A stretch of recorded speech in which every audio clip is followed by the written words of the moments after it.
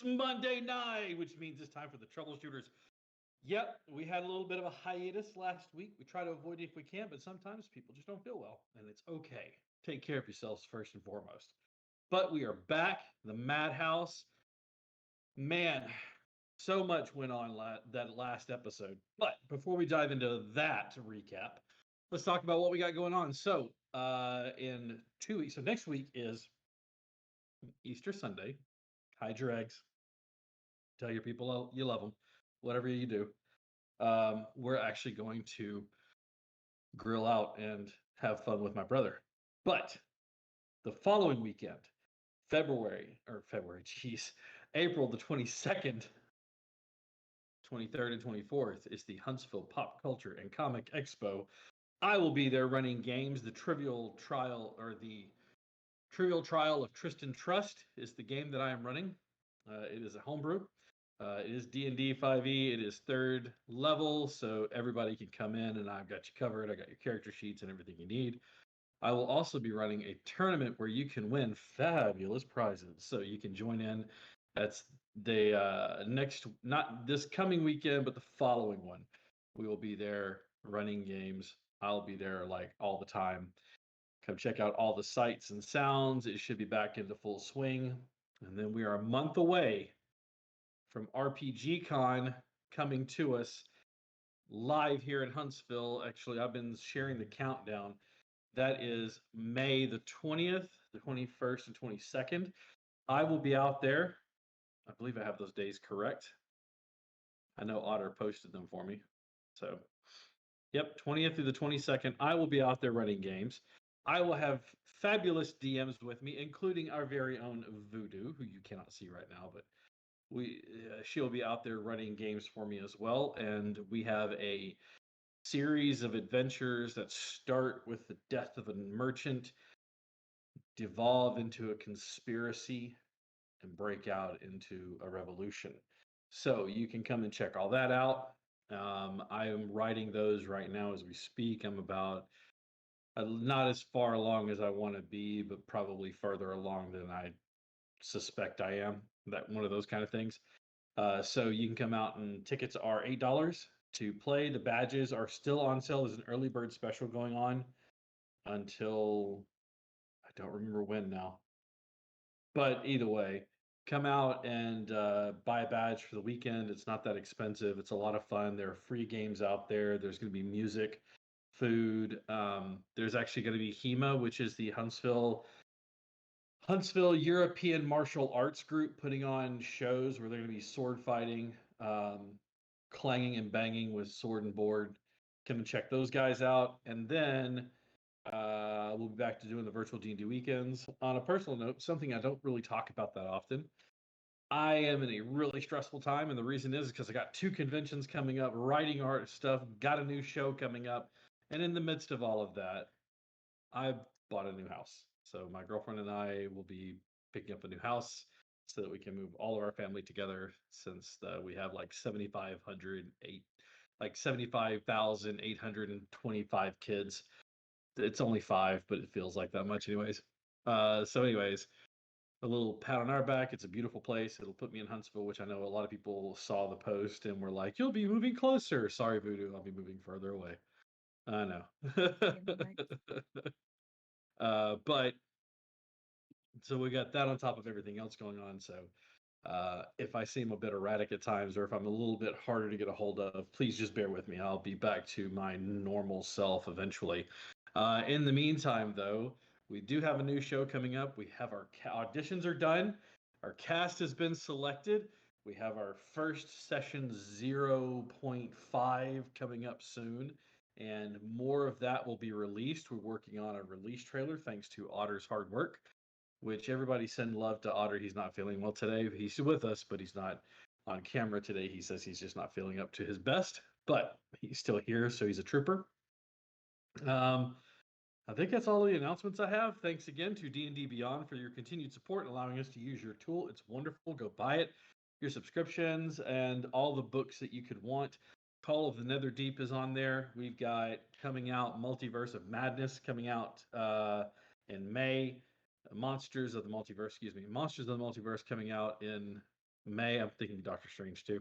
Anyways, Monsters of the Multiverse coming out in May, and then the Journeys to the Radiant Citadel coming out in June.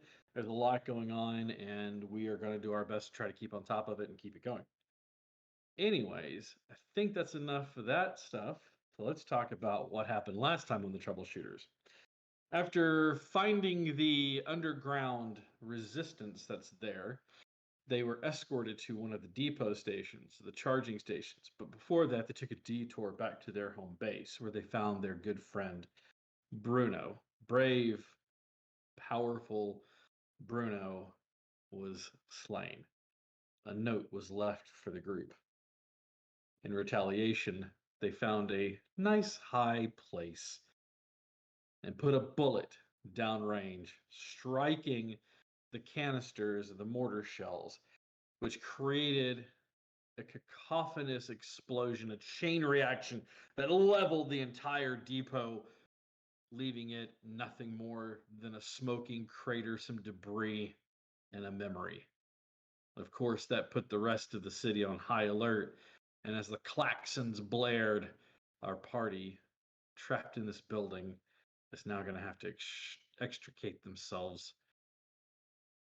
But we'll find out what they're going to do on tonight's episode of The Troubleshooters.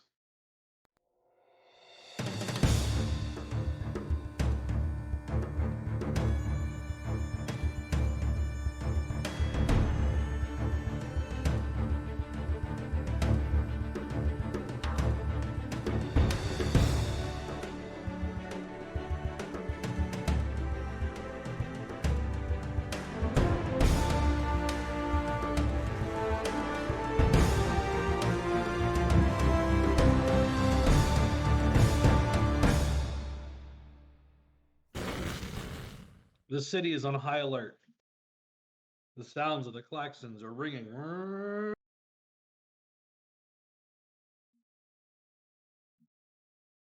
You hear the sounds of heavy boots of soldiers marching quickly to and fro down the streets, along with the heavy clanging steps of the mechanized units. The whole city is on high alert. However, they're not quite sure where that shot came from. You have yet to be discovered. But as you are peeking out over the edge, those of you who are tucked away in the building, you can see that getting out of here is going to be a hell of a lot harder than it was to get in. So, party, stuck in the building, what are you going to do?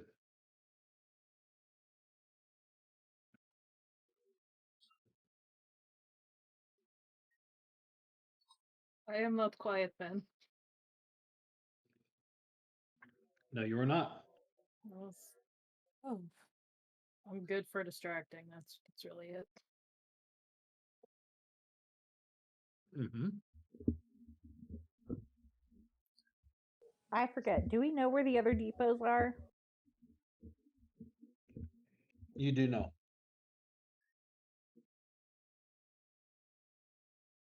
I will look to Liz. We should probably get back to our friends. This is going to get really busy really quick here. She just nods and goes, "Yeah, that's probably for the best. Let's try and get out of here safely." Okay. So you guys are going to try to stealth out of here? Gonna try and stealth my way back downstairs to the rest of the group. Okay. Go ahead and give me a stealth check. Yeah.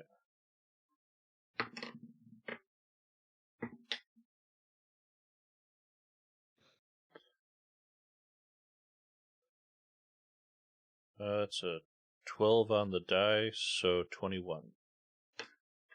That's a nat Okay. 1. All right. Luckily, the sound of their tromping boots and the mechanized units help you to obscure your movement as you creep back down this way. Remember, the second floor, you were on the third floor. Mm-hmm. the second floor has that missing piece of flooring. You can try to jump down outside, but you're going to be exposed for a few moments on that outside edge. Do you want to try to jump down to the first floor, or are you going to try to just make your way across it again to where the stable staircase is? Yeah, what's up? Don't forget that you still have Cat's Grace. You do. So those stealth checks would have been made with advantage. Sorry, I just remembered. Okay. Then much higher. The advantage was an 18 on the die plus 9. But Okay.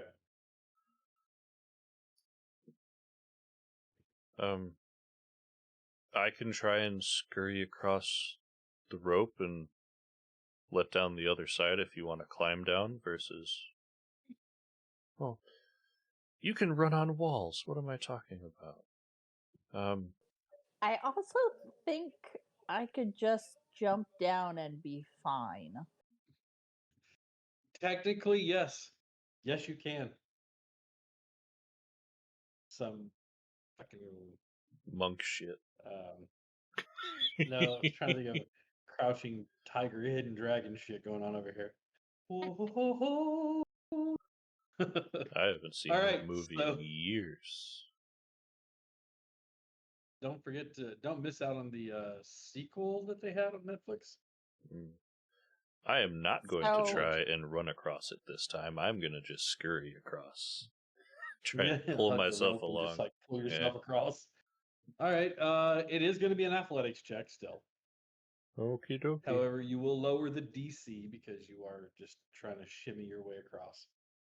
+0. Woo! 15. 15. Yeah, you actually make it to the other side, grab the ledge, and kind of scurry yourself over onto the other ledge. So you were there. And Liz, you're just going to jump and float down in the hole. I think she's going to untie the rope from Mhm. her side and walk along the wall again. Okay, so you detach the rope from your side and then monk sprint over across the way, landing on the other side, looking like something from Ubisoft parkouring, and then you untie the rope on that side, and that was a reference. Anyways, you easily make your way back to the center room where you saw your friends hunkering down. And again, it has not calmed down outside. It's only been a matter of moments. You hear and you watch as one of the mechanized units walks by. This one does not have a mortar and a cudgel. You can see that it has 2 tri-barrel machine guns on each arm. As it makes its way past, boom, boom, boom, boom, boom. That passes by, and then you see a bunch of soldiers running. As they're running by, you notice that there is an order and an organization to troops being deployed to a space. These don't appear to have that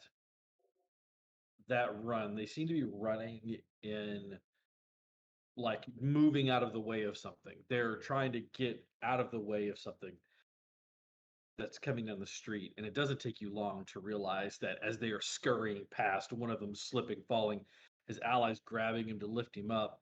You watch as a giant foot steps down on the ground right there, covered in short but shaggy looking fur. The other foot sitting just in front of it, out of your view, but like you can tell it's an easy gait for this thing. It is gigantic. Toe beat. Jesus Christ. No, it's like a demon's foot. You watch as the next one and it starts to take its way. As it moves past, you watch as this long, at first you think it's a tail, and then you realize it's one of the tendrilled arms from the creature that you saw as it passes by, and then you see the tail behind it. Swaying. It cracks into the building that you're in, shuttering the entire thing for a moment. You're all thinking that it's going to collapse down around you. I do need you to make dexterity saving throws for me as pieces of the building start to fall.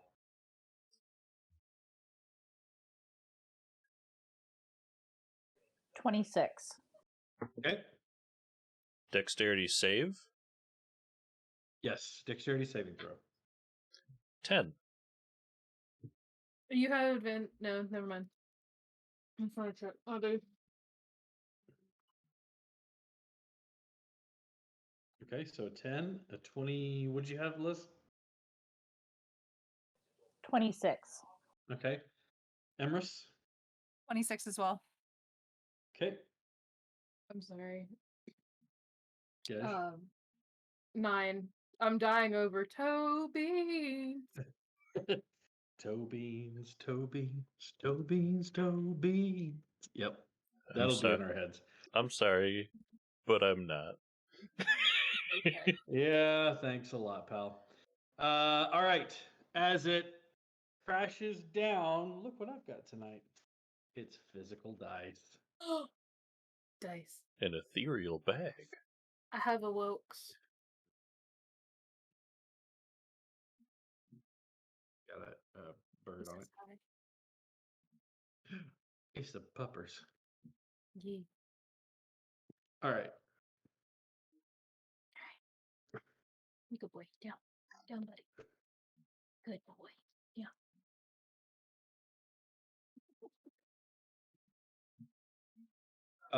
You have evasion, if I'm not mistaken. There, monk, fantastic. I think so. Okay. All right. Can I just like blame my abysmal reaction on trying to shield Emerus? Because we were Yeah, by absolutely. the As you door, try to shove, just- it's you like see it body. coming down, and Emrys is doing that thing where they're turning to dive out of the way, and you leap forward and shove them. Adding that, they come to a roll, tucking his shoulder and rolling and coming to a stand, like one of those stand slide things. Turns back and looks as a rock crashes into your back. You take 9 points of damage. Gonna irritate that shoulder wound. Yep. And yeah, Liz, you have evasion. You get it at a higher level than what rogues do, but you still get it. Yeah. Also, Moonin, Mhm. you try to dodge left and right, and one of the rocks clips you in the side of the back, in like your back shoulder. You're going to take 9 points of damage as well, Okay. as pieces of the ceiling collapse down around you. As dust settles, it flies out the window, causing this cloud. As the dust settles down around you, you hear it as it walks away.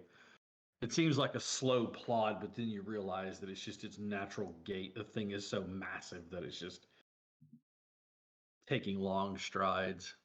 All right. You don't hear any troops, but who is leading the way, and where are you going? I would assume that Emerus is probably going to be leading the way, and we're going back to the underground where the children are. Yeah, best bet. Didn't Colm give us something if we got into a situation we had to sneak through?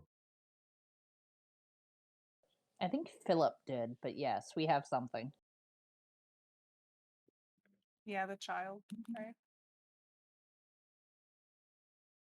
It was That's the job. I must have taken away from it. I thought he was a kid for some reason. Then, oh well. Okay. Right. Are you talking about the young men that escorted you here? I believe so. We got something from him, right? Right. Didn't you use that already? no, not that. That was the That was the explosive. fireball that we haven't used yet. We got an item from Philip that he said that we could use if we needed to be quiet. Mm-hmm. now might be a good time to utilize that if we're going to try and get out of here.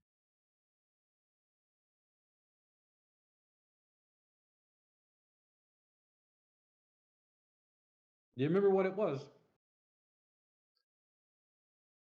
And who has it? I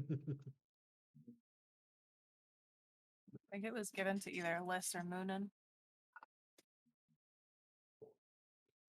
I have in my notes a item for sneakiness, but not specifically what it was. Okay. I thought it was an acorn. No, that was from a long time ago in a land far away. A whole other world.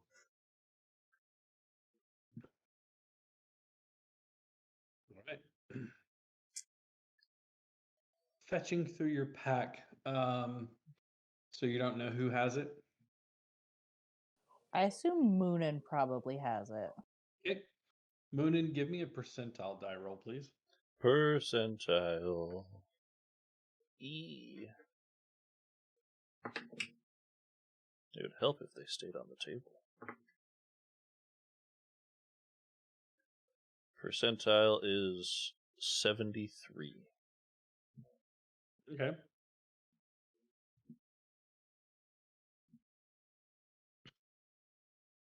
There is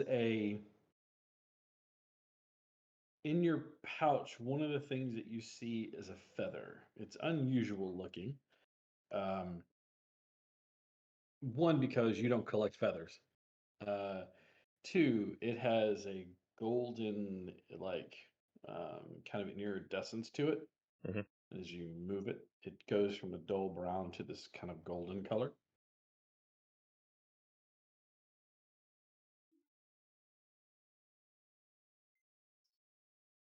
Well, I love birds. Yep. Can I You argue? think this may be it?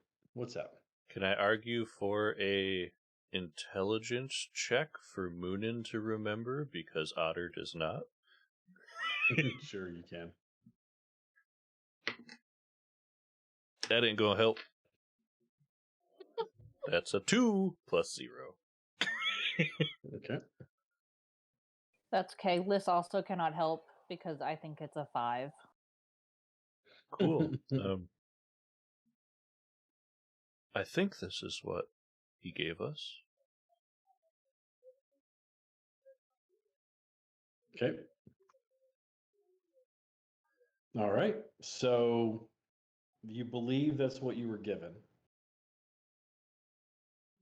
I will attempt to use it then. Give me an Arcana check. Arcana. Ooh, another plus 0. Okay, I choose you. Juju. Sending it. 17. Okay. You're not familiar with the properties on how to use this in particular, so you're not exactly sure what to do. What is Moonin going to do to try to use this token?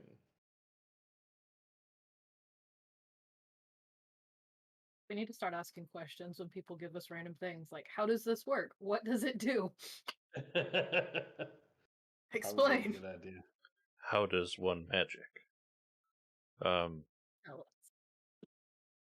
I guess just like squeeze it in their hand, see if like crushing it does anything. Squeeze it in your hand, and you open it, and nothing.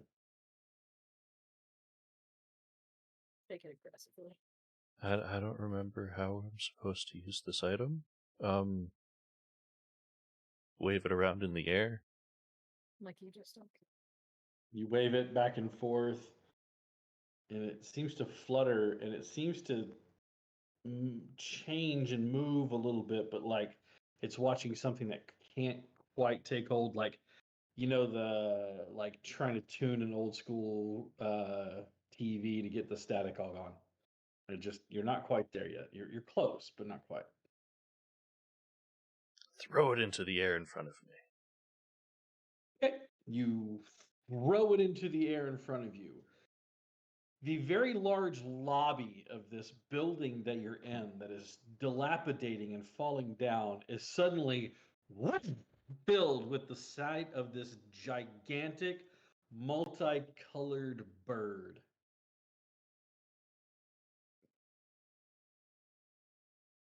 It turns its head and looks at you with one eye, because it can't get, because they're on the side of his head. It looks at you like, and it kind of tries to turn its body, its wings pinned to its shoulder as it looks at you. Oh no.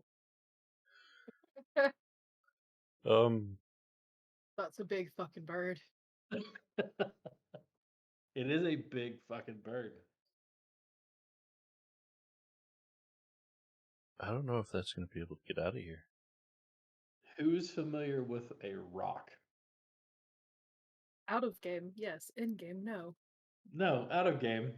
Oh, Rocks fall everyone, guys. I I have love It a. rocks. is that size. Oh, It is the boy. size of a gigantic bird, the rock. Not Dwayne Johnson. He's also ROC. gigantic, but it's fine. If anyone has speak Bro. with animals, it sounds like Dwayne. Oh my god. Can it Oh, fit through the gap You in the brought the second rock here floor? in this building and I can't even move around. We didn't know. How could I know? instructions. Open up a can of whoop ass on your Rudy Poo candy ass. Clear Toaster. instructions were not given. I am sorry. Foot stuck in toaster. It is moving around more violently, shaking the building and like making the ceiling above you start to rattle and move. And it fit through the hole in the second floor. Well, no, but you see as you hear the sounds of footsteps over the sound of the crying bird trying to get itself free. And there you hear from outside this, is that what I think it is? It's a giant bear. And about that time, its head finds the large opening where the double doors used to be. And all you hear is, "Ah!" Shoo, shoo, shoo. As it pitches one of the guys away from you. Distraction? Question mark? Should we go? I mean, it's a way to move silently. You got this big bird. The front of the building is now pressed open, like pushed out, as it fights to struggle and push its way out of this building. The whole front section where it was at is now collapsed in the street. Debris is showering down around it. It opens its wings up as big as it can. They're terrified, and you hear the sound of gunfire as this bird is being shot at. You hear another Wilhelm scream as it's flung somewhere out. It starts to take to the air, flapping its wings as it does. A couple of more of the soldiers in front are knocked down as the wind buffets them against some of the debris behind them. It starts to take off. What are you guys doing? I feel like we should bail out the back. Use this as You distraction? hear another scream as it starts to take off, and you hear another scream that's cut off. You watch as in its talons, it has one soldier gripped around the waist, his arms hanging limply. Another one, you just see like the lower half of his torso as the claws are like just palmed his head and chest. Like he just takes off with these two. Two more are laying on the ground. They're like backing up and trying to reload their rifles and take aim, but they're like absolutely terrified. They're not paying any attention to you. We should go. Trying to find the safest and quickest way to get us out. Okay. Roll a perception check. Emma, since you are leading this way. 21. Okay. You peel off left down the roadway, and immediately you can see an alley that you can duck behind. You duck between that alleyway. Go ahead and everybody give me stealth checks. I would say I'm trying to find the path that has like a good amount of hiding spots if need be, but also less amount of stuff that some of my party won't like trip over or knock into or make debris. You see my back. You see my background. Yeah, I'm doing my best with what I can. City. Yeah, Listen. I'm just doing my best. Trying. I have one Liz has been fine recently. Moonin, well, he's It's got okay a gun. to say it. It's okay. I'm okay. trying my. Moonin, trying my he best has for a Gesh. gun. Yeah, Blame it Moonin's on me. It's got- fine. No, this is all for Gesh. The best I can do for Gesh. As you're moving through here, Moonin, roll me another percentile check as you're digging through your bag, going that couldn't have been what he meant. That's no way. I mean, Where did it come from?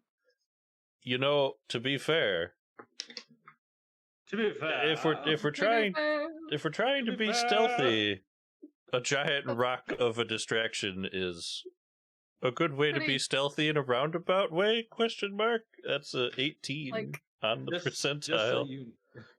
Okay, now you remember what it was that he gave you. It was a sprig of mistletoe.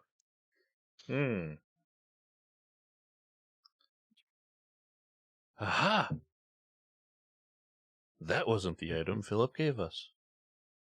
It was a burned leaf, but from a burned leaf of mistletoe and a sprig of spruce. He gave it to you as a bundle. As you pull this one out, you go, "Oh, that's the one I needed." I'm also Snapping this curious token. where I picked up a feather. Where did it come from? Where did it go? That bird's name is officially Cotton Eye Joe. And you can see it flying over and you hear the sound of off in the distance as he drops one of the hapless soldiers he had in his hands. You ever heard of tomato hit the sidewalk? Yeah, yep. Kind of like that. And it wheels its way and just like starts to fly away from the city. You take the sprig of spruce and the burned leaves of the mistletoe that are bundled together, and you kind of like crush them. And as you do, there's the sound of wind for a second, and then it just dampens all. You all have passed without a trace cast on you for the next 10 minutes. Oh, I'm sorry, wait. For the duration. I think it's 10? 1 hour. 1 hour. Cool. Yeah. We have received Hi, a Travis. party boon. Welcome. Thank you. Hey, party boon. What You is are the great. party boon? Let's see what the party boon is going to be. How about, since you're trying to stealth through here, I'm going to give you not only the pass of the trace because you found it and used it, I'll give you advantage on your next 2 stealth checks. Okay. Because you're going to have to make 4 of them all together. So, go ahead and get the first ones out of the way. Advantage on those stealth checks, add 10 to your stealth check. Even for me. Even for you, buddy. Hey, you're so generous. Wait, so this one counts with advantage? Is that what I'm? This is your first one, and it'll have advantage. Still better on my first I roll. just want to watch Emrys and Liz just disappear from the campaign. Close. Do the Skyrim crouch. Yep. All right, Emrys, how did you do? 37. 37. Okay, ladies and gentlemen. 15 All right, plus let's see. 10 Liz, plus 12. Liz, did you top that? 28. 28. No, not quite, but still very high. How did Moonin do? 36. He's like you said, you're really quiet until you pull the trigger. I'm very quiet until I'm not. Yep. And then how did our chonky boy do? How did Gesh do? 28. Yeah. 28. Not bad. Good job. All right, you guys quickly and quietly tying the sound of the passing guards and the mechanized units in the area to help mask your own footfalls as you move quickly and swiftly, heading toward the northeast part. I keep thinking Europe states anyway, northeast part of town where you know there is some safety. You come to a crossroads where you're going to have to cross a very large section of roadway. This is actually getting dangerously close to the center of town where you can see those 4 anchor points. I need more stealth checks, please. Advantage? Add 10. I 30. can see you thinking the math. 30, okay. Same as before. 28. Okay. Moonin? A natural 20 for a total of what? 39. 39. Okay. Emrys? Got a nat 20 as well. 42. So 42. Just Douglas Adams this shit. All right. You guys, Okay. even though you're close to town, you actually have a few moments weaving your way through, knowing that most of the combat is heading, or most of the soldiers and things are heading out. You can see now what you could not see before. The structure that you saw, these 4 jagged points of purplish stone that seem to just jut out of the ground, are actually in the center of the city. Around them is a deep trench. How deep, you don't know. It goes into darkness down below.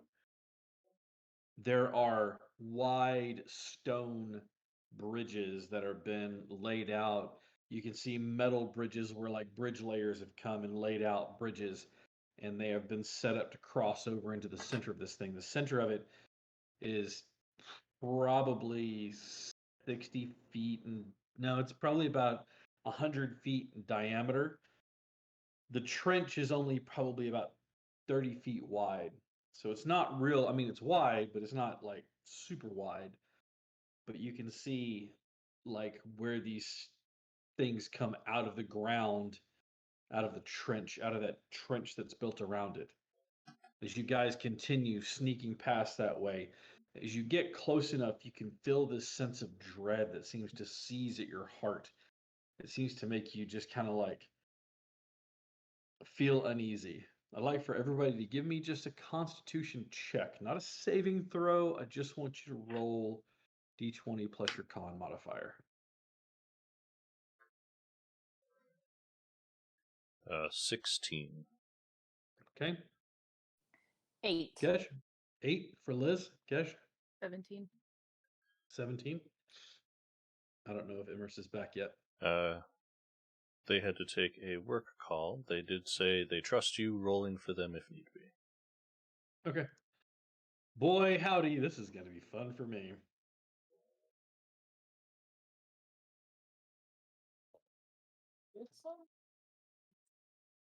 We're just going to use this one.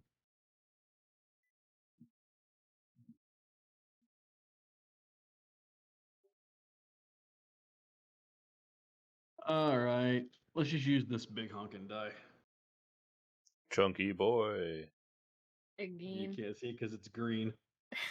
Yep, nope. It doesn't exist. It's, did for a it's moment. huge. Yeah. Huge. It's, Never seen a bigger it's dice. massive. Huge. Ready? Here you go.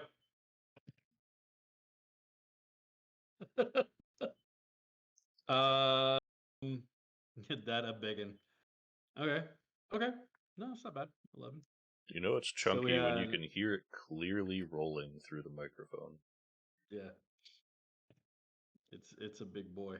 I don't want to leave No. dents in the table with it. Put that away. For our the table.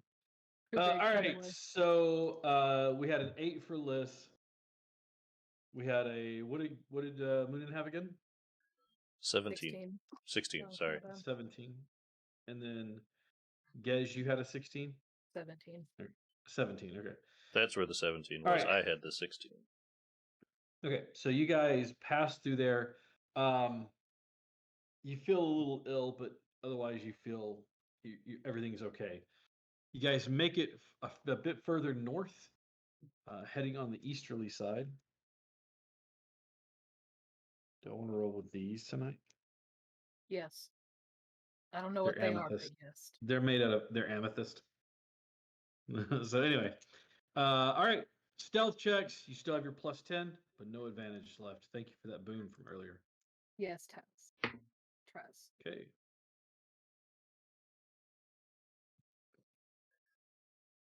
Great. It's a 39 for Emerus. 35 for Liz. Okay. With the +10, that's a 32. 14. With the +10. Yeah. As you're moving along, you guys watch as Gej is nervously looking back over their shoulders, and there's a large rock that they almost trip on, but luckily Moonin's there to keep them from stumbling and making too much noise, riding them and keeping them going forward. You guys are getting ever so close to the edge. However, the thickest throng of soldiers that you've seen are right here. Give me a perception check, everyone. I want to know how this loser survived World War One. Well, he didn't have big honking demons around there either. Fair enough. This is not what I expected my life to be. Okay, that's a 20 for Emerus. 20 as well. Okay. 13 for Liz. Okay. And Otter? Or how did Moonin do? 12 plus 12, 24. Okay.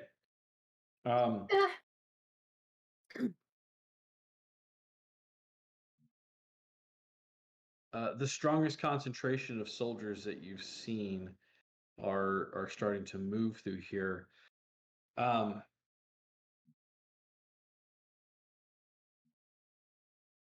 you are making your way past this small group, or you're about to make your way past this group, you notice that you hear a sound of something being charged up, like electricity being fired. Looking around, you recognize the smell of ozone in the air. You can see that this is one of the ideas for one of the other charging stations, one of the other depots is nearby. And sure enough, you kind of catch a glimpse of it with your 24 Moonin, of them opening up the gates to what used to be like, it looked like a schoolyard. Like it's a big gated area, and then it's got a school back behind it. And so it looks like they've converted that area into another one of these depots. Now I need another. This is to be the last stealth check from everybody.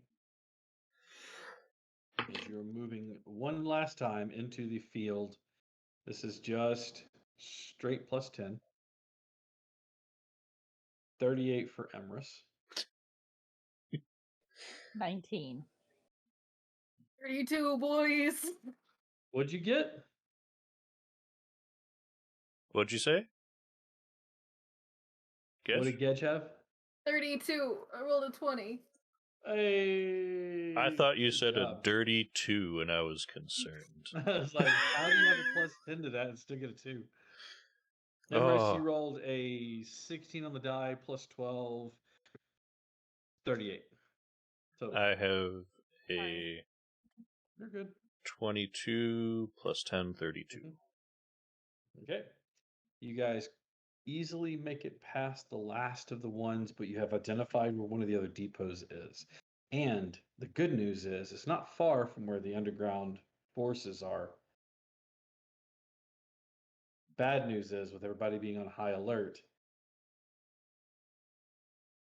bad things could happen. Often a little delayed blast fireball. Sure, just toss it out and then run. As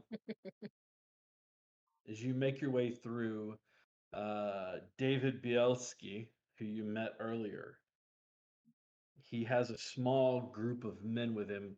As you come running around the corner into the safe area, he immediately like takes his hand out and stops you. And Gej, for a moment, he puts his hand on his shoulder and kind of like he's a very strong. He's not tall, but he's just broad and strong. He's got one of those really sturdy frames. He just kind of shoves you against the wall and says, "What did you do?" Well, first of all, we're going to not do that. You can see them all kind of like bristle, but they don't make a move to lower weapons at you or anything. And we blew up one of their stations. That's what we did. Some of the men behind you start to mutter in Belarusian, and they're having a conversation. You can tell from the tone of it, it's a very harsh language, anyways. But you kind of get the context that they are grateful or impressed, one of the two. One of them says something to David, who turns back to you in German. For those of you who speak German, I forgot. Does Gej doesn't speak German? Yeah, he does. He looks back to you in German and says, "Did you find the others, the other depots?" Found one. It's not that far from here in what looks like a schoolyard. Not the rest of them, no. He looks back and speaks to the others again in Belarusian, and one of them says something and like points to the air. He nods his head and looks back and he says, "With the alarm going off, there's a possibility that we could get in and take out the schoolyard. You know where the last one is?" Do we know what the last one is? I don't think. You kind of have an idea. Got a rough Yeah, idea, but nothing you have a solid. rough idea of where it's at. So Nothing solid, just a rough idea. But if we can take control of that one, we can get you some weapons, hopefully. Actually use that one to our advantage against them. so we destroyed this one that you have recently found, and then you will take over the third one. Is that Oh. correct? We take over this one and destroy the third one. That is a solid plan. You have encouraged others to fight for what is theirs. Well, this is not my hometown. It is the city that I am in. And therefore, I will fight to free these people from whatever the saints that thing is. And off in the distance, you can make it out over the tops of the buildings as the tendril armed creature is moving throughout the streets. Its master unseen from this distance. Big and ugly is what it is. Well, we'll see if we can stop it with cannon fire. We will go. And you watch as the people that he's with, there's about 7 of them. With David, that makes 8. You watch as they, like, these coats that they have on, you watch as they like pull these, they shrug on these, it looks almost like a canvas whale skin material, like canvas sealed with seal fat or whale fat, so it's like waterproof. But as they pull them on, it has this like dull gray color to it. It's not perfect camouflage. It's not Lord of the Rings, I'm suddenly a boulder, but it'll definitely help blend in with a lot of the debris and the rubble in here. And they kind of like they have their weapons wrapped in these cloth material with just about that much of the barrel sticking out of the end, which they kind of cover with their hand to keep it hidden as they start trailing off in the distance. David, the last one to leave, just squeezes your shoulder and says, "I am sorry for my terseness." Norm Phil. My son that you met, he will be waiting for you. I understand that you perhaps lost your friends in this fight.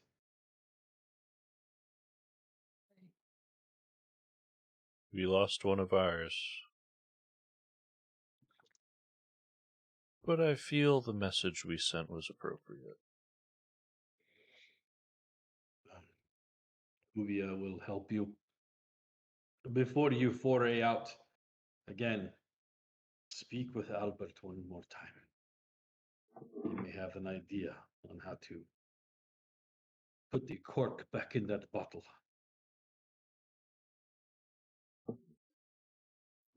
And with that, he pats your shoulder and he trucks off after his men. Return the hearty pat. Yeah.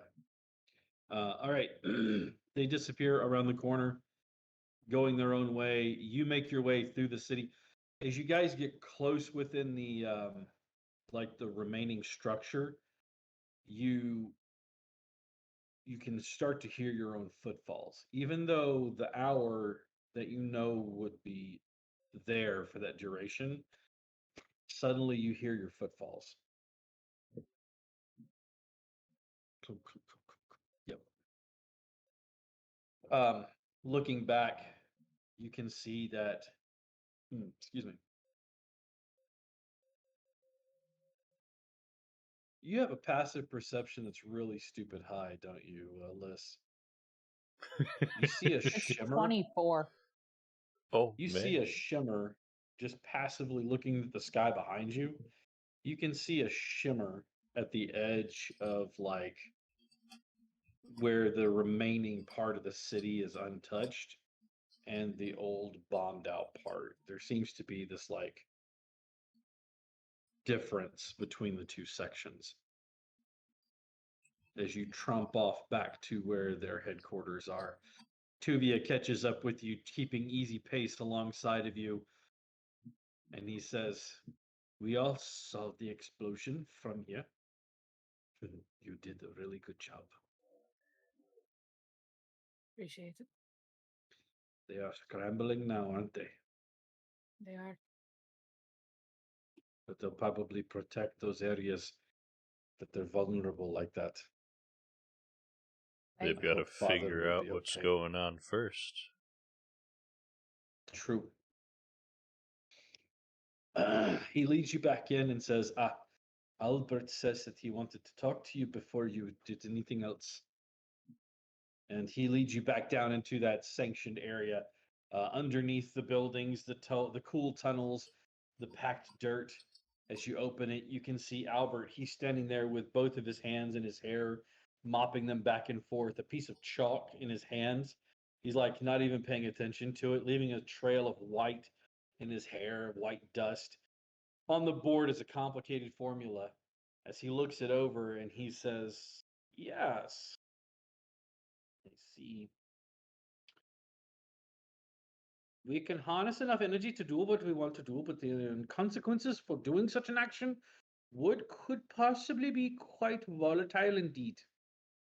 However, and when I say quite volatile indeed, I do mean with the possible fallout and the damage being equal to that was done here in Innsbruck whenever there was the Great War.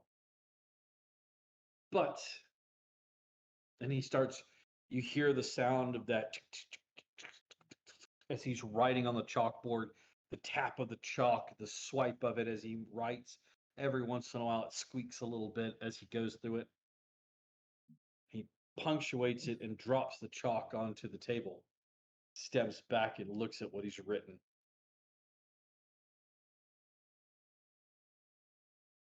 Nine. It is not good. It is not a moral choice that I can make, but I will discuss it anyways. Enough energy can be consumed in a big enough explosion. The energy output would be quite catastrophic. You see here, and he points at the numbers like they mean anything to you, but it looks like shapes and numbers. And what you see, the potentials that we can harness in this moment would be enough to possibly destroy the creature.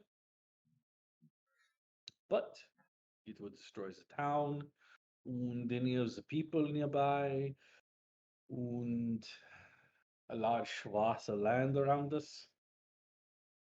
It's not something that I feel that we should be doing.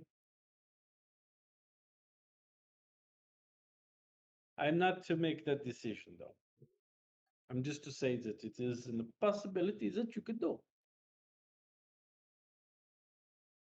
Would it affect this part of town and these people? Unless they are underground, everything is in this area will be leveled. I feel the only way that that's a viable option is if we were able to get everyone of our people out to the city and clear from whatever blast radius may happen. Till then, we got other options. Let's exercise them. Yeah, which is why I was calling you here. This will wait, and he like flips that over, and he's like, it will be something to worry about another day. It's not something that we could harness anyway at the moment. It's too much.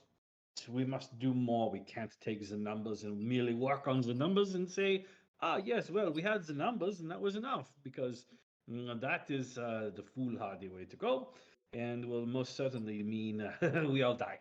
So, in the meantime, where the world of magic and science meet is where I dwell in the best. You have a creature here who is not of this plane, does not belong here, was summoned from elsewhere. Much like you, my elfin friend, you belong in another place and you were brought here to a veil. That creature doesn't belong here either, and it's possible that we could send it back. Have anything to do with that array in the center of town? Oh, aye, that it does indeed. But it also has to deal with a bit of a spell as well.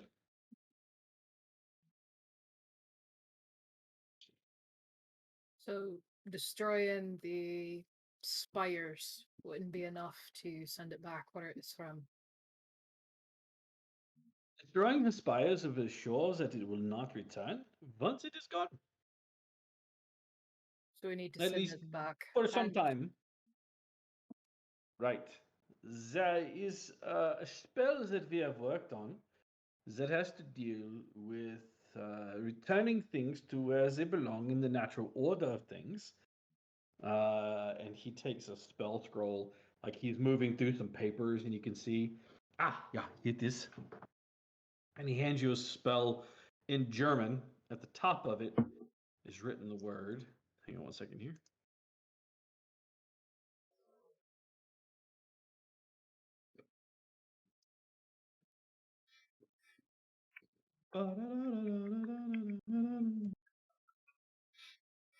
Verbannung. Verbannung. As you translate that into English, the word is banishment. you sure that'll work?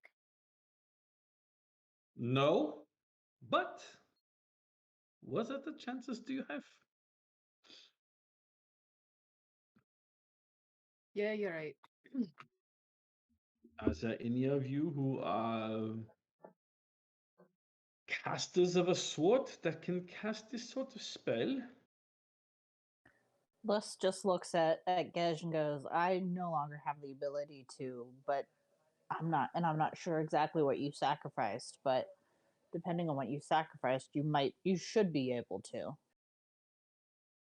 Just to let Gej know, as a cleric at a particular level, you do have access to this spell. So, Liz looked into the spell originally because she thought it might be nice to send her and her sister back to their plane, but then she like abandoned it. But she knows that it is a cleric spell. She knows that it is something that you should know. Or can know.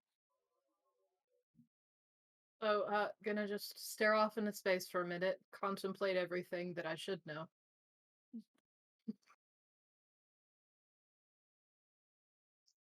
Yeah, I can cast that. Excellent. And you can take the scroll and have an extra casting of it. Just in case the first time, it doesn't take. Should probably prepare that just in case. I'm gonna That go should do that. probably be for the best. Yeah, I'm gonna go do that.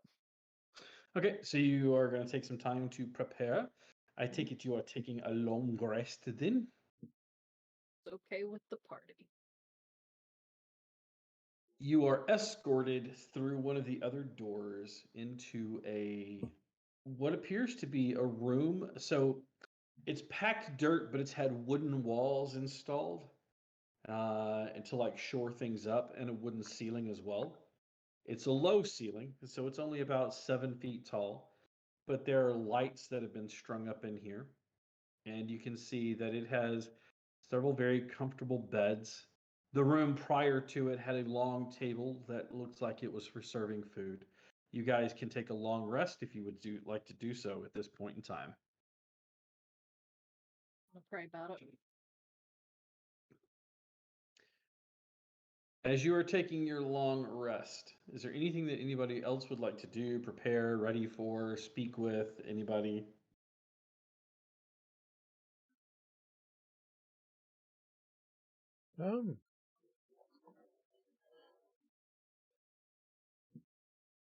I'm just gonna kind of keep to myself for this one. As thrilled as I am that we were able to take care of that depot, that was a lot of carnage, and just kind of processing that. Okay.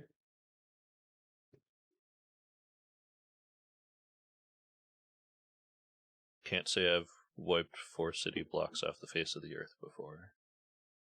No. As you are sitting back,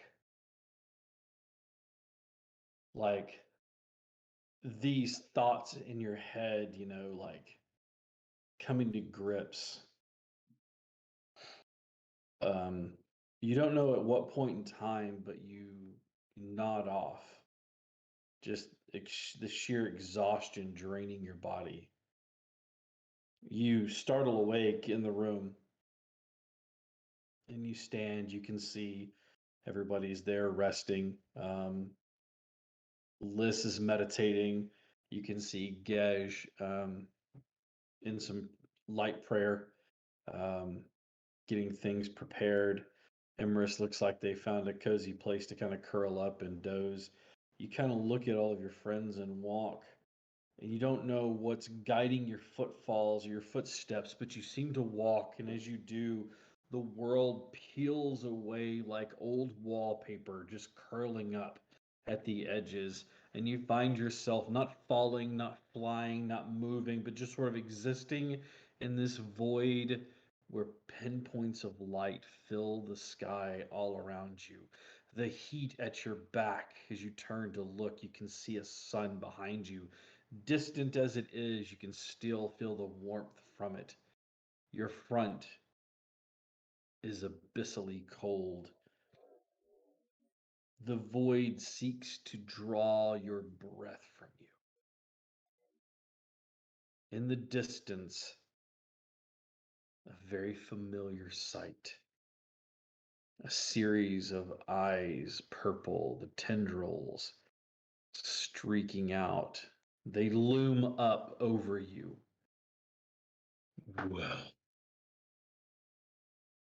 I have chosen a worthy vessel. Look at the carnage you rape in my existence. Not done in my name, but still my harbinger.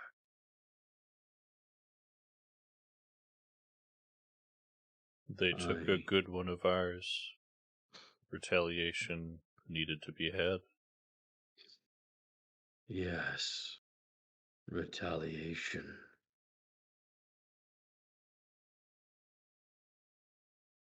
They should all pay. All of them. Every last one. His name will be known to you.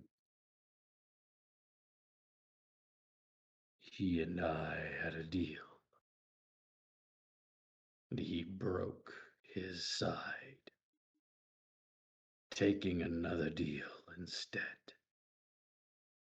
He would deny me that which I deserve. Who Be had a now. deal?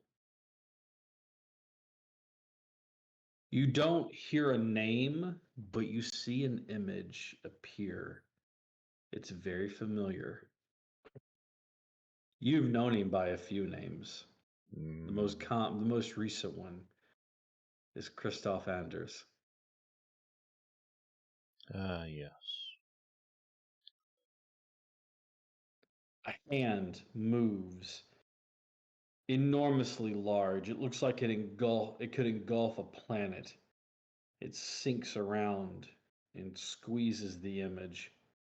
It drips through it like glittering stardust as it moves.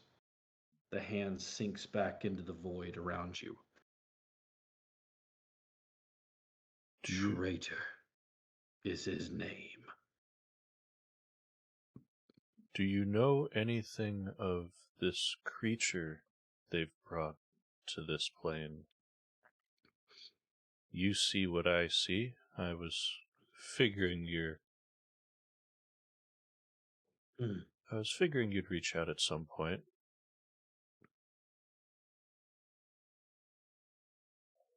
You see the long tendrils move around you, the purplish black color of them fading in and out of the void as they move, as though they are made of it and are existing in it at the same time.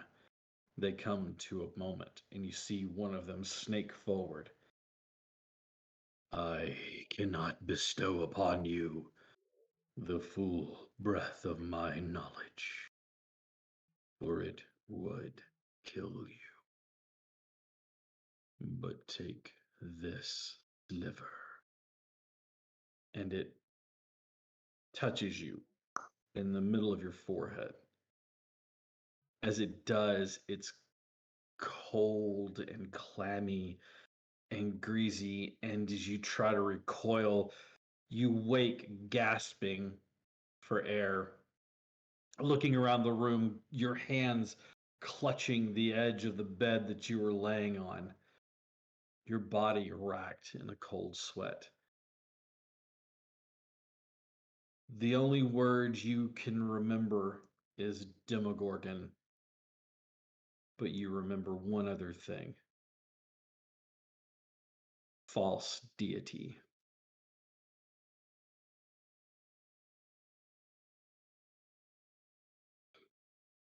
Okay.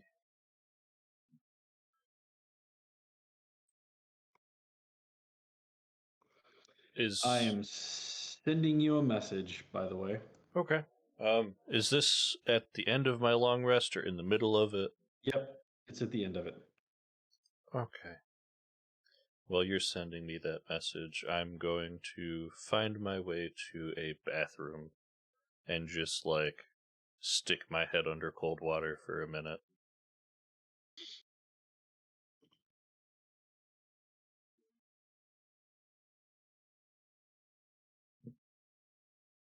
All right. You find a tap and just kind of try to drown yourself in this cold running water. As you do, you kind of come to.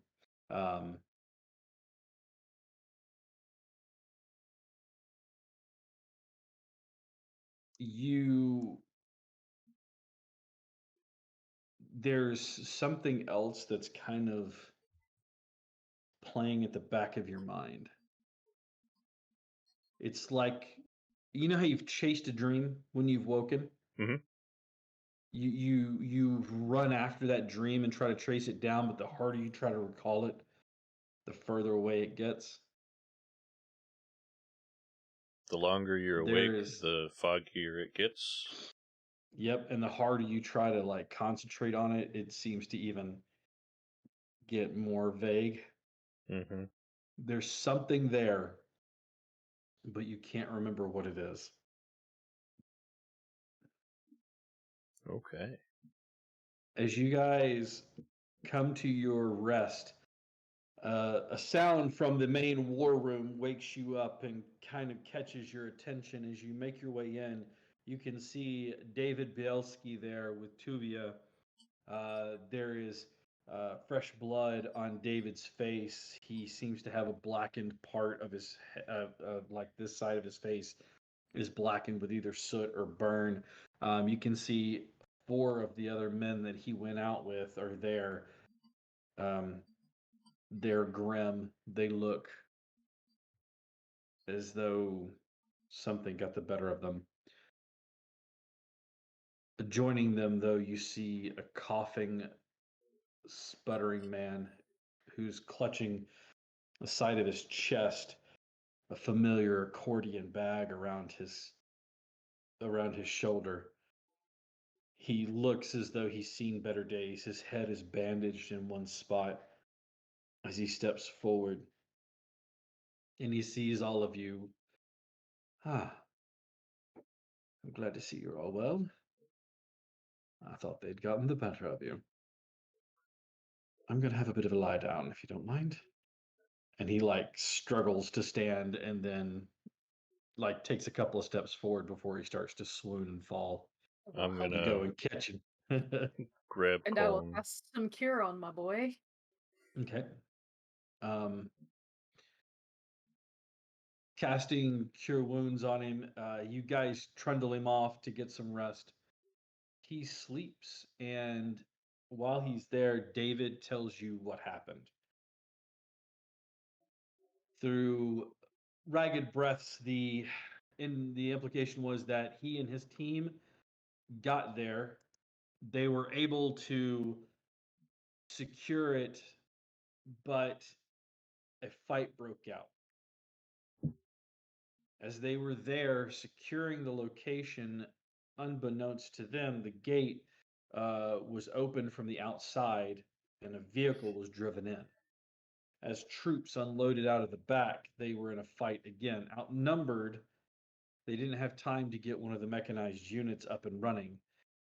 But as they watched, trundled off of the vehicle were 3 people. One of them being Colm. The other 2 from the description were Philip and Annie. When the fight started breaking out, Philip and Annie got free of their bonds, released Colm, and pushed him away. As he ran, they fought. Whenever their team was away and most of the guards were felled, Philip and Annie clasped hands as Philip launched something into the mortars, causing an explosion that wrecked that depot. The only survivors were David, Colm, and the 4 others that were there.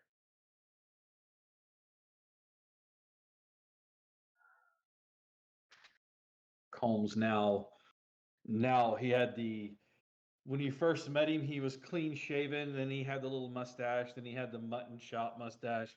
Now he's got a full beard and it's like shaggy in places. You can see there's a wound that runs down as you heal him and take care of him. He lays back on there and he is just clutching the attaché to his chest as he is resting fitfully. At the news that Hatchet Annie and Philip are dead, Liz just seems to like break down and just starts sobbing and just like decides that she needs to like be away from all of the people right now and just like goes to her corner by herself. There are numerous rooms in this underground area, so you can definitely find one. As a matter of fact, you find a kitchen as you kind of stumble in. One of the ladies says to you, "What do you speak German as well, don't you?" She says to you in German, you look like you could use something to take your mind off of whatever it is. And she just puts you to like washing vegetables, peeling potatoes, doing things to like prepare. It's just mindless focus work. Holmes seems fitful as he sleeps, resting, his body wounding and knitting back from the healing magic that's cast on him.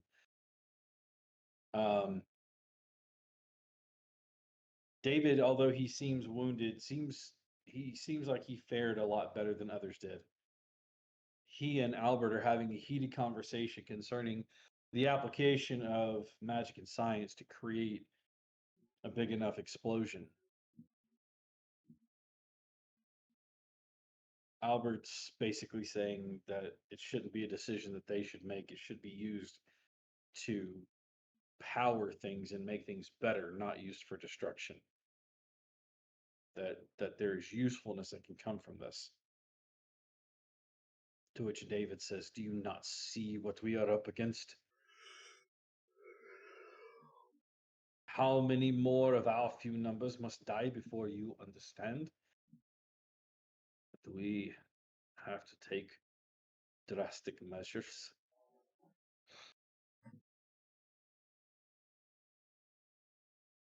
Albert shakes his head. "I will wash my hands of all of this mess. I will have nothing more. You have my notes. If you can interpret them, do with them what you will. I have given your warriors enough of my aid as it is, and I will see no more of this destruction." He grabs Albert by the shirt and pulls him in close. They're about the same height, but you can see that David's just much more powerful. He says, "There is nowhere you can hide that this destruction and chaos will not follow you. Tuck your head between your knees and hide, but it will find you. And I will end this before I let anything happen to any of my children." And he kind of pushes him away. Albert straightens his jacket out for a moment. He says, "My friend, I will not turn this level of destruction on the city or the world. No good will come of it." Hey, what's up?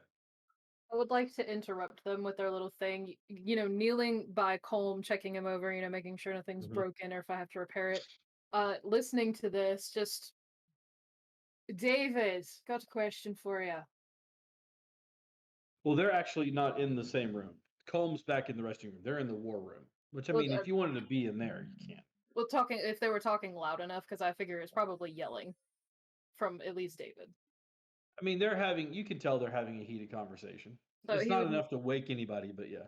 yeah, he'd make his way around, just So listen to part of that. yeah. Are we at the end? Is this our magnum opus? Is this what we're coming to? Is today our last day? Is this the Ask me end? if this is our swan song. No, I'm asking if this is the end. He runs his hands through his salt and pepper brown hair. I don't know. Well, you know how I know that it's not the end? Yeah. It's not okay yet. When I was a boy, my mother used to always tell me that everything's okay in the end, and if it's not okay, it's not the end yet.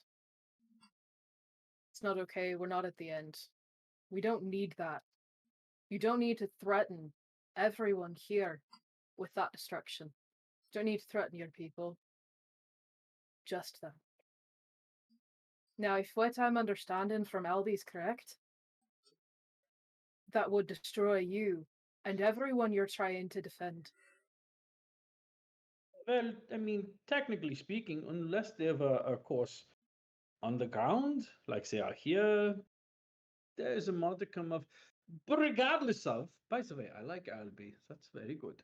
But regardless of, it would take time to get together the things that we need in order to accomplish this. It's not like I can just snap my fingers and have everything ready to go. And time is something we don't have. I tell you, the best idea is trying to get rid of the creatures that you have. Albie seems to think that banishment will work on it. We can do that. And Albert's nodding his head up and down. We can try You it. see David. And you would put yourselves out there to take on this creature. What else are we going to do with it? Blow up everyone in this town, including you and your people? I mean, no. Right. We're here to solve problems, not make more. Blowing them up is solving that problem. But if we were to get our people out of here before we detonate this thing, Sure. But you wouldn't have anything to come back to.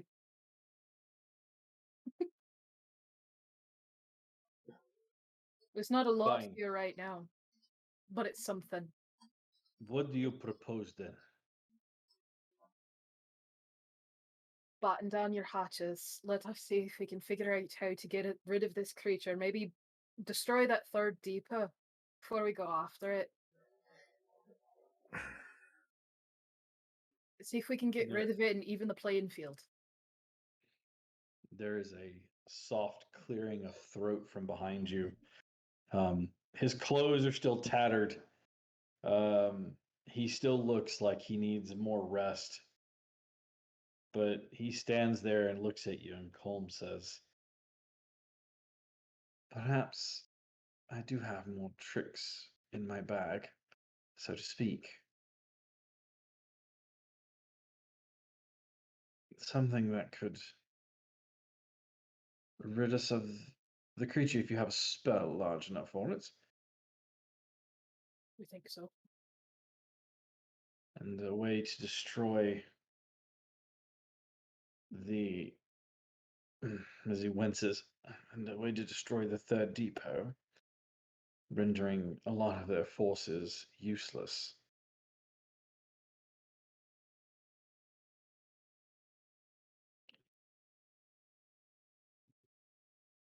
We're going to need a little time to prepare and a lot of gunpowder.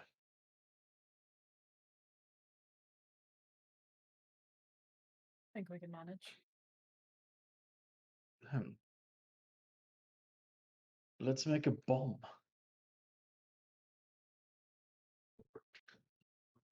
And with that, he says, "But for now, I'm going back to bed." And he stumbles off. Over the course of the next few days. Yes. Hanging out for a couple days. I'm going to heal everybody up because I'm not going to need my spells anyways. Yep. So you heal everybody up, taking the time to do that. Over the course of the next few days, the team is going to work to build a bomb. I need to know what skill you have that you can assist with. I will start with Gesh. Insight. What's that? Insight is all I have, unless I can intimidate it. No, but I will let you use insight. I want to intimidate the gunpowder. Yeah, I want make to it blow intimidate up the better. gunpowder into listening. You're gonna be the best fucking explosion, or else. What about Moonin? What skill do you have? Could I argue for history based off of my upbringing Absolutely, around I'll let you use that gunpowders one. and mechanisms. Yes, and I will allow you. You have proficiency in that? Absolutely. I do. You may do that. What about Liz? So Liz either has her uncanny perception. She knows that something isn't right. She can't tell you what it is, but she knows that something isn't right when it's not right or when it is. Or survival, because she's spent so much time in this world that she's just like gotten the the uncanny ability to be like, no, this isn't right. I like survival. Yeah, absolutely. You can use survival. And what about our good friend Emrys? Sleight of hand. Yeah, absolutely. You can use sleight of hand. Fiddling with the small pieces, trying to make sure that they fit in there perfectly and things like that. Yeah, absolutely. So why don't you guys go ahead and roll those for me?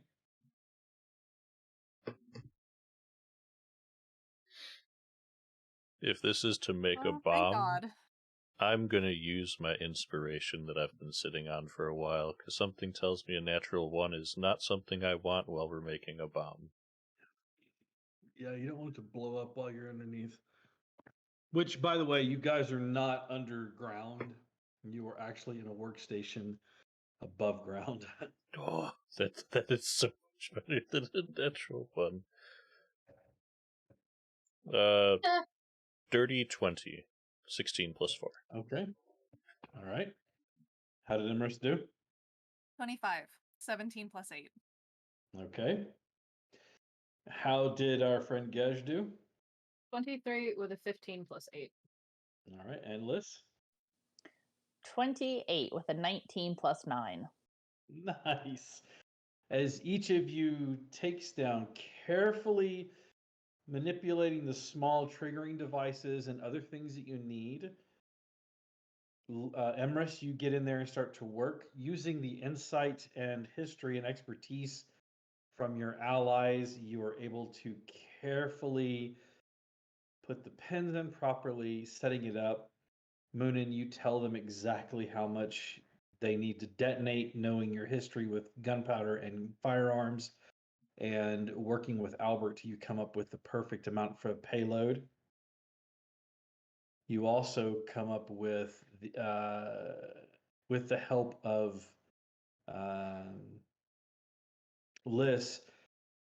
She also tells you, like, as you guys are planning out where to drop this thing, and she tells you at what height you're going to need in order for you to actually have this thing detonate to the most effectiveness. And the insight of our friend Gage lets you know that it would probably be better to have it detonate over your target as opposed to hit and then detonate. And with that all peeled together over the course of the few days, you're able to build a big enough charge that you think could level a large portion of the city. As you're looking at the map, looking at the city, excuse me, you know where you think the third depot is. Tuvia comes back from an expedition saying he narrows down the point where it's at. The argument comes now as to where you're going to drop this bomb. And the question of how you're going to drop it. Are you going to drive it in? Are you going to try to find something that can fly it over? What are you going to do? Where do you want to drop it? Of the key places that you've seen and the conversations that you've had today, There's about 2 places left that would make good targets. We have the center of town with the pillars. If we think we can deal with the Demogorgon Not Moonin, not really thinking and just throwing the name out there as I'm describing. If we think we can banish, if that's something Gesh can take care of, we could use the bomb on the pillars to make sure it doesn't come back. Or we can use it on the third depot.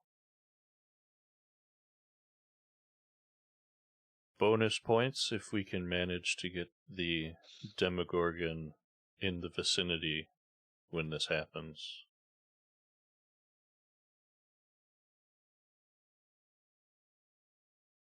I can summon some sort of creature that can fly to drop the bomb.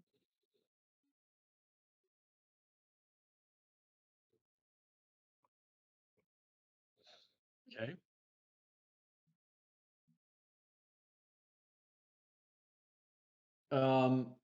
So let's talk about the dimensions of this 500. The payload on this is about 500 pounds. Mm-hmm. Cool. It is bigger than it's.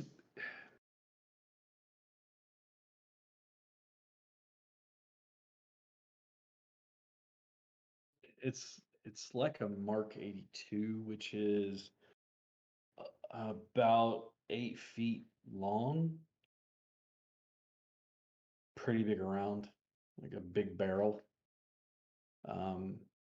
So whatever you're gonna have carry it, it's got to be able to heft to this thing. It is a large creature with a strength of 16. What are you gonna summon? An angel of death. An angel of death. Like a diva, or what? It says summon celestial, and it's a celestial Oh. spirit. It is a large celestial. Okay. I got 50. Oh, this spell. Sorry, I was like trying to remember. I was like, what spell is this? I remember using it before. Okay, so a strength of 16. As a large creature. I know that changes it somehow or another. I was Mhm. trying to look it up. Yeah, it changes it for carrying capacity.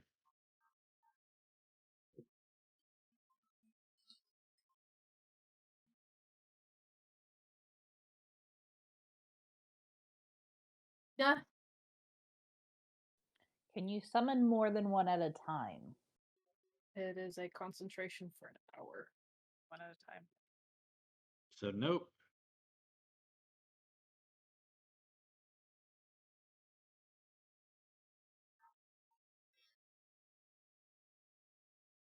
I don't think he's gonna be strong enough. What if I cast enhance ability on it? Yeah, because your carrying capacity is your strength score times 15. So 15 times 16 is 240. Times 2 for a large creature. Still 480. Yeah. Still not quite enough.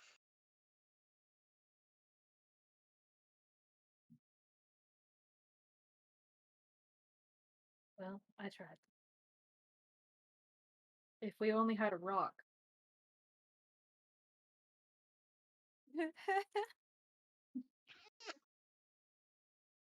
Why would you need a boulder? I don't understand.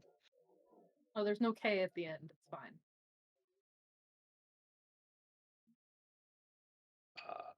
Okay.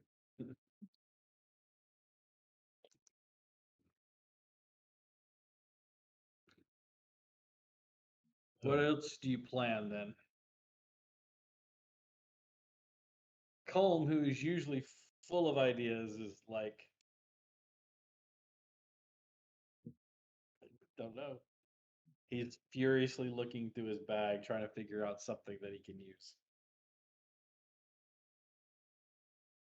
You know, now that I think about the accordion bag, I really should have named him Felix.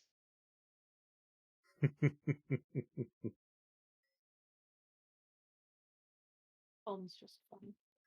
That's an old reference. That's just a reference for old men like me.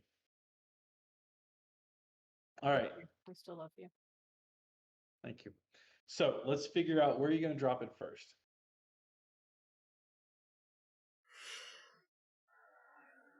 It would level the depot and like overkill the depot. But you would definitely not have to worry about that depot or anything around it for a while. I feel like the better option would be to, if we could drop it on the spire, to drop it on the spire. Because that would completely get rid of that. We could deal with the depot the same way we've dealt with the depots. Maybe. But that would If solve the problem of us having to figure out a way to get rid of the spires. if anything, I it mean- might cause enough chaos for us to get to the final depot. I mean, we can also have, Liz has a weird idea. She's been thinking on it for a couple of days. But this is her weird idea, and this is probably why Liz and Emerus don't go on adventures together. Because her idea is for Emerus to get a uniform and to go in and plant our fireball that has the ability to detonate from far away, plant it in the depot, and then leave, and then blow up the depot and blow up the spires. Little bait and switch.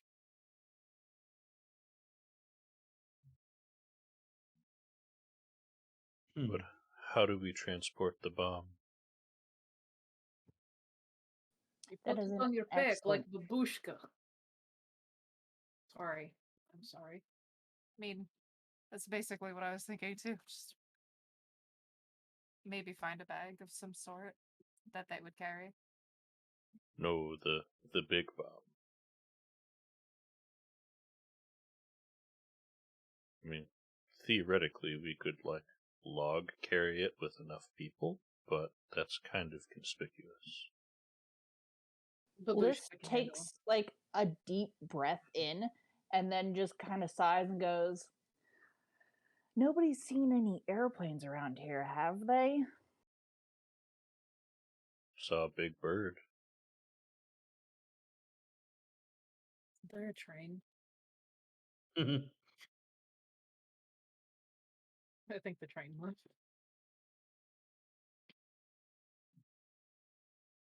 I mean, would there have been parts of an airplane around the city that could be cobbled together to carry this bomb? No. Guess? This. Not super sure on magic stuff. I'm kind of new to it to myself. Same, but go ahead. And I'll kind of look at the room around us. Do we have anything at our disposal that could help make this easier to move? If that makes sense?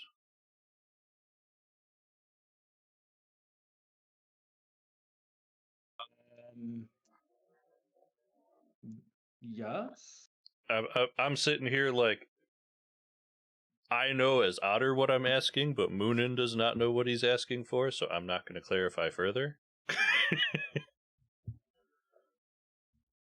Let me look and see. Look, I'm a big stupid, so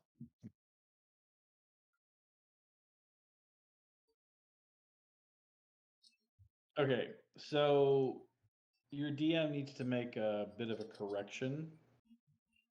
A 500-pound bomb doesn't necessarily weigh 500 pounds. It has a payload equivalent of 500 pounds. It's about about 7.5 feet long, and about what were the diameters on that again?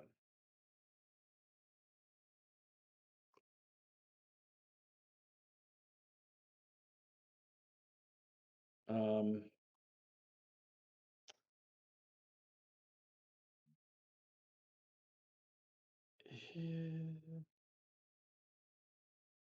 no, it's the Mark 82. So yeah, the nominal weight on it's 500 pounds. They've just modified it from day to day, but it's only like 10 inches around, so it's long and narrow. Because you think about 10 inches, but it weighs about 500, close to 500 pounds. Yes, Colm says, is anybody familiar with a spell known as floating disc? News to me. None of you are. No. None of you are arcane casters.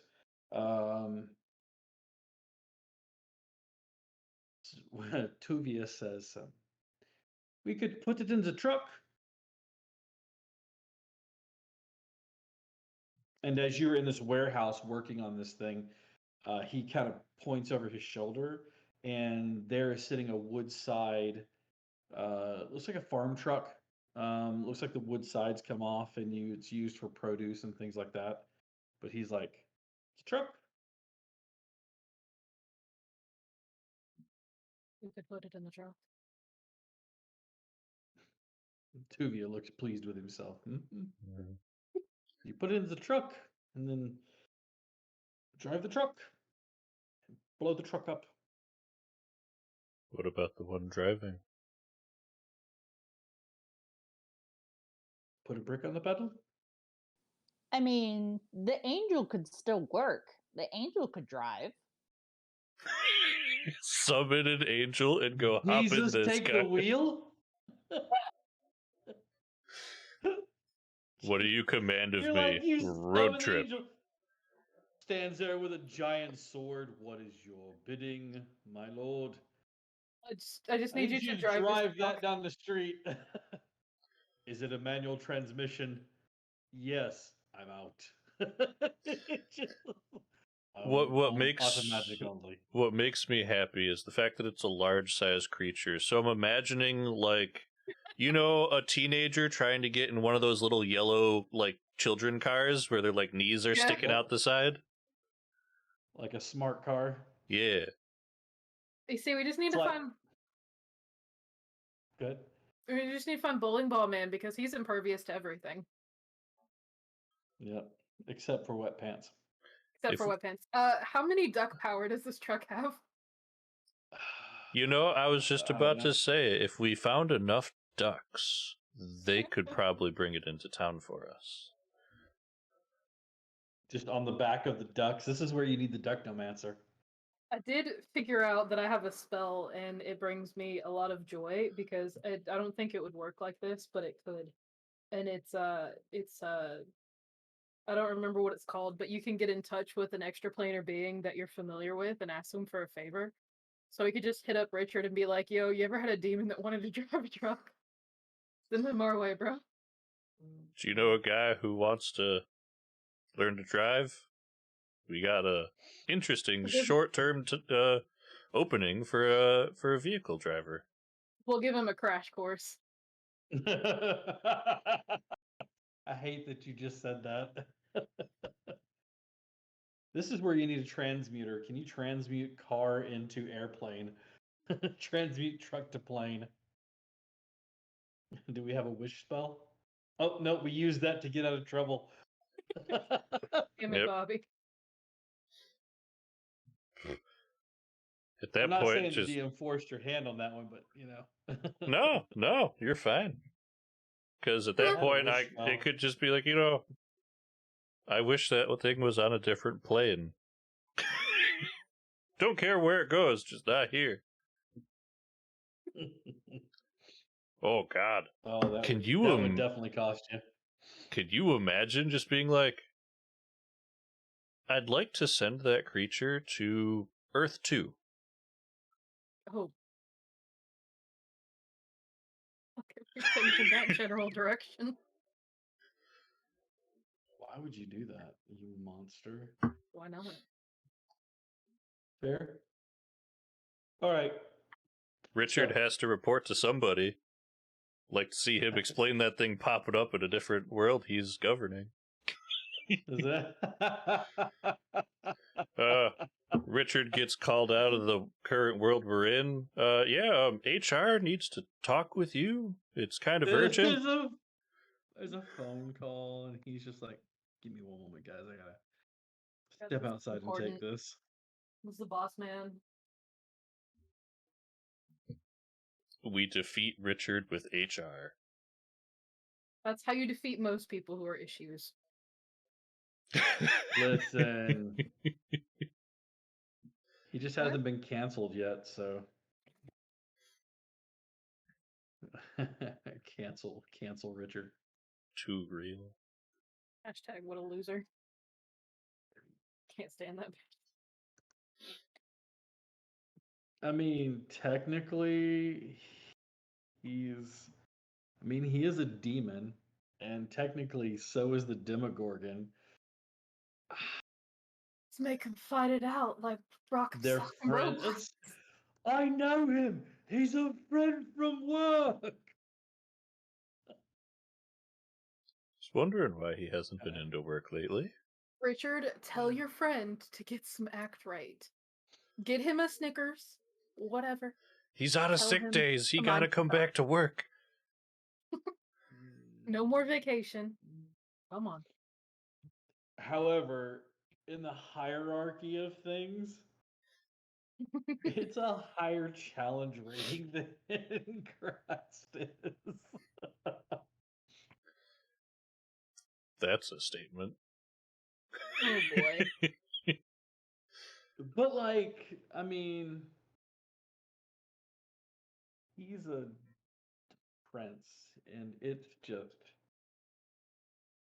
Well, I mean, it is the prince of demons. It is the sibilant beast and masterless spiraling depths. So, I mean, technically, it's higher on the food chain than he is. Is he listening to, blonde bitch face over there? Anyway, then. He's a prince. This is a pleb. What are you doing? You're wasting your life. I mean, you get a name. So, where are you dropping this ban? I think My this. vote's on the Spire.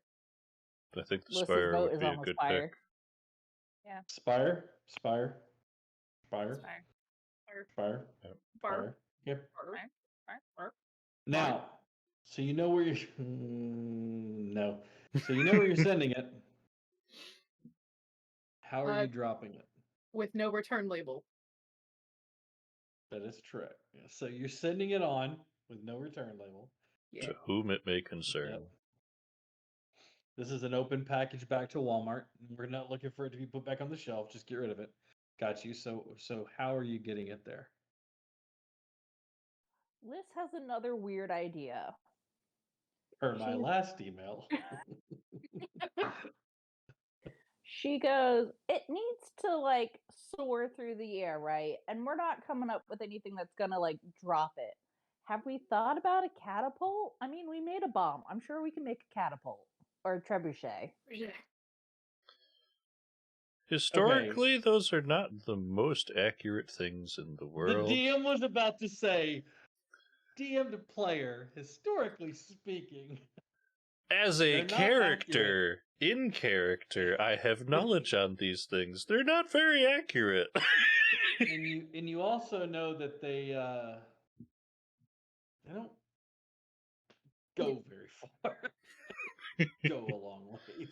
We might still be in radius of the payload with a trebuchet. And not maybe. Yes. And you definitely would be. And you know, when trying to shoot a conical projectile, lobbing it doesn't usually work very well for physics. It is a good idea, though. Like, Gesh can drive it, but Gesh doesn't know. Yeah, better. Roll for manual transmission? Question mark? All right. Moonin, give me just a history check, bud. History. 13. Okay.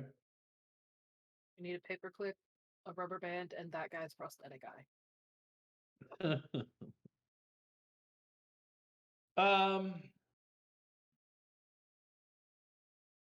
You know that the blast radius on that bomb, given what you know about those sorts of things, it's going to be about 110-foot diameter or a 55-foot radius, roughly. Mm-hmm. You know that a trebuchet can throw about 80 pounds around 980 feet. Do your math from there. 80 pounds, 980 feet. The more mass you have to throw and counterweights, the less distance you get on your fling. What did you say the total was? For what? The weight of the At 80 initial 80 pounds At gets 80 to pounds, 980 feet, average, roughly. Imagine that through my simple little brain. so at 500 pounds, a trebuchet could roughly fire this very oblong, not aerodynamic thing about 156.8, which is pretty well within it's gonna be a bad time.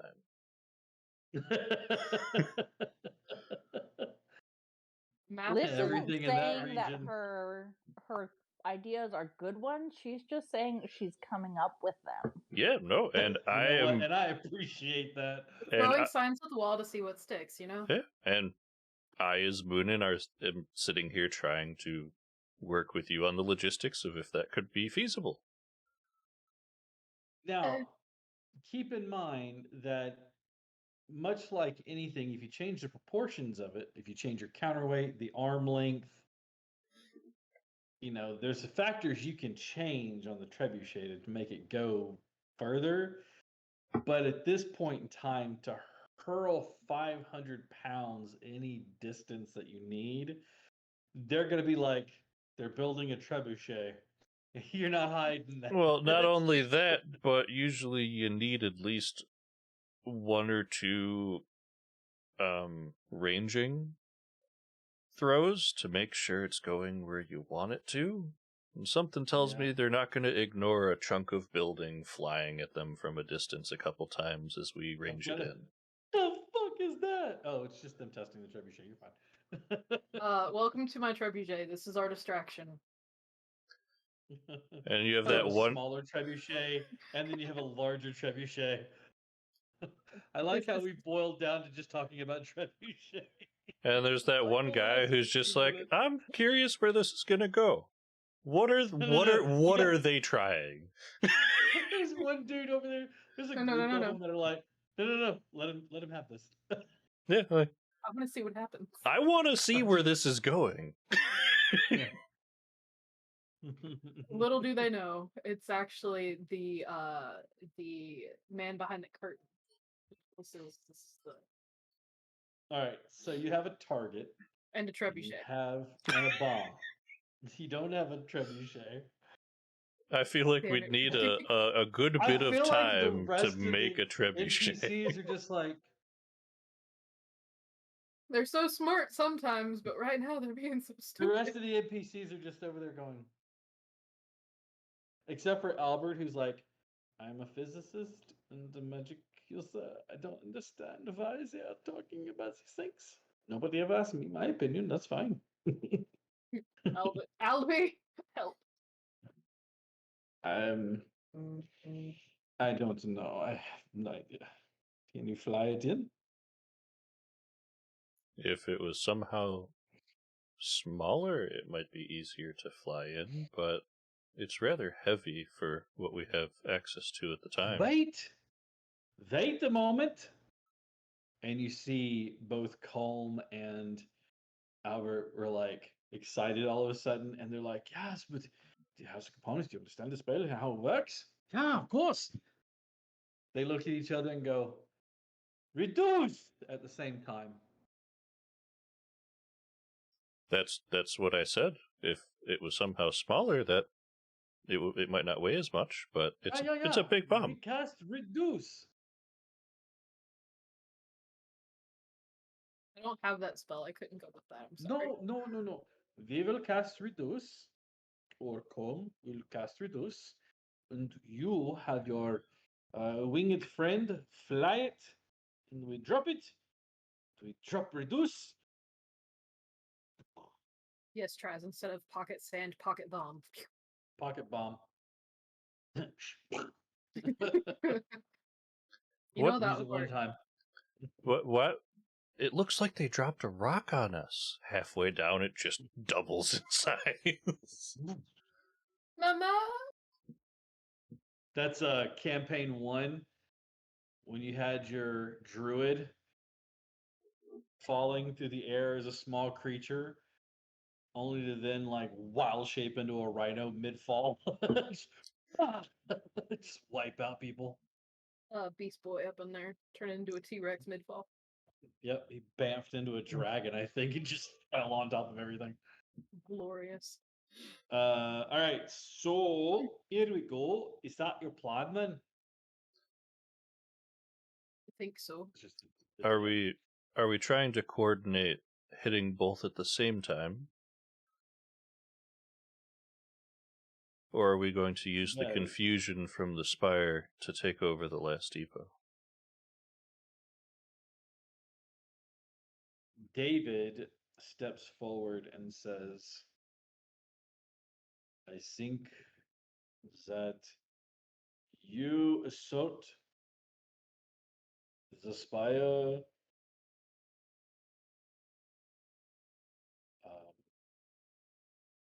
and then we will assault the depot. Yeah? We will wait for the people to flee from the area, and then we can destroy it as well. Yeah? Or take this over. Sure. One of the two. Be careful. Remember, sometimes quiet and precise is more effective than upfront assault. True. And I'll hand him the one rifle casing from the first depot. Sometimes a little bit goes a long way. You blew it up with a single shot. From a fair distance, we wanted to make sure we weren't in there. Really good shot. Perhaps this is the way to go. It reminds me of a friend of mine growing up. But anyways, that's a story for another day. Anyways, you will prepare these things, and then we will set it off. All right. He gathers up a group of men to go with him. Mm-hmm. Colm prepares to cast Reduce. Reuse yourself. And I hate you. Not really. And then you're casting Summon Celestial. All right. Do you have that spell prepared? I do. Okay. You watch as Calm pulls out a few pieces of materials and gets to casting the spell. And this almost 7.5 foot long bomb shrinks down to half that size, to just over 4 feet. And it's about 5 inches in diameter now. So it's like still heavy.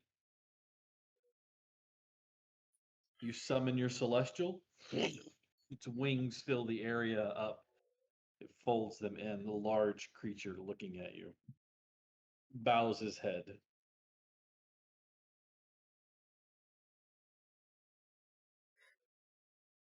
He is waiting for your command. Once Colm is done with Wyatt, his shrinking. It's done.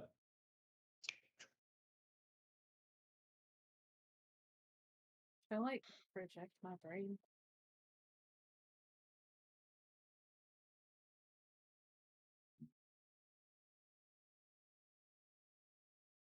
It obeys your commands. So Just drop this on the spire in the city and clear if you're able. After that, your task is done. I'll pipe in with like a proper height to drop it from. Yeah. it looks at both of you, just simply nods its head, and picks the thing up. It was some it was a little bit of So you don't expect it to be as heavy as it is. yeah, It's like, yeah. oh, And his large form strides out, ducking to exit the doorway, carrying this thing in his arms. It's not even like it's like watching Superman leave. He like crouches down, and then his wings just flap once, and he's just in the air. They all just kind of jerk their heads around as it takes to the air, heading towards the spires in the center of the town. David and his small team head towards the last known depot. Colm and the rest of you find a comfortable spot to watch the destruction from the Demogorgon off in the distance. As you prepare yourselves for one major assault. That's what we're going to call tonight. Oh man. Next week, bombs, angels, demons. My. Ka-Friggin-Boom. In the meantime, make sure you check out the rest of our shows this week. Tomorrow night, we have Remnant Shadows back with Star Wars again, playing that with Jason and the crew. On Wednesday, we have Falskallen Knights. They're back yet? Yeah, that's right. They just came back. Falskallen will be in May. May. Varenheim just came back. That's right. Varenheim did just come back. On Thursdays, we have a Knight's Ransom. I think Saturday's wrapped up now, isn't it? Or do they have one more? I'm not sure. I think they have one more at least, because I want to say I saw an update to theirs. But then on Sundays, we do have Varenheim. Keep an eye out on our Twitter for our upcoming announcement for our shows that are coming up in May. I don't know if they'll have session this week because it's Easter weekend. That's true. And actually, we don't have Thursday this week because it's Easter weekend. Okay. There's no show this Thursday due to the Easter weekend. Speaking of, go hide eggs and go hunt them down. Go eat lots of candy and do the things that you do. We are actually going to be back next Monday with more Troubleshooters. We got a bomb to drop. They dropped a bomb on me. And don't forget, I will be at the Huntsville Pop Culture and Comic Expo later this month, and then RPG Con is coming up soon. Feel free to jump in and join us for all of those fun times if you are local, and if you're not, travel. It's a nice time of year. I think that's everything I have. Thank you all, and thanks to all of my players. And thanks to Otter for being with us tonight and running those things, even though he's not feeling the best. Thanks a lot. What was that? raid? Are you doing the raid Yes, we tonight? are going to raid. So stick around while we move on to another raid team. In the meantime, take care of yourselves, and we'll see you all next Monday. Good night, everyone. Ciao.